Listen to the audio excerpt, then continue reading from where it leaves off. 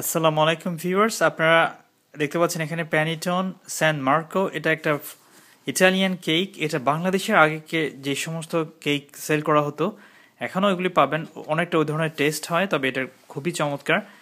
আমি পার্সোনালি আমার খুব প্রিয়, আমি রিভিউ করতে চাইছি, কারণ এখন যেহেতু এটা হলিডে সিজন এই কেকটা পাওয়া যায়, সবসময় এটা বাজারে আসে না। এটা দেখুন আপনি, প্যানিটন স্যান মার্কো, আর কেকটা ঠিক এরকমই হয় দেখতে।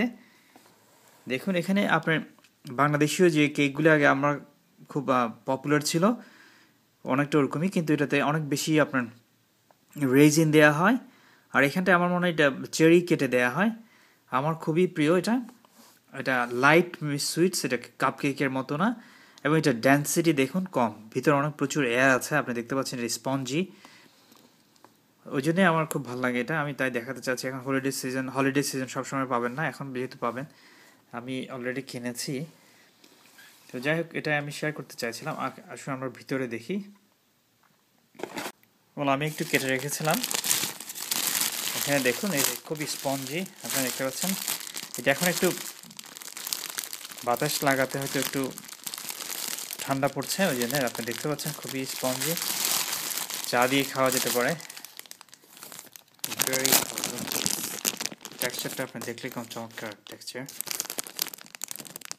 তো হলিডে সিজন এখন এটা বাজারে আসে। এটা ইটালিয়ান কেক মোস্টলি। প্রোডাক্ট আপনারা এখানে দেখতে পাচ্ছেন, প্রোডাক্ট অফ ইটালি।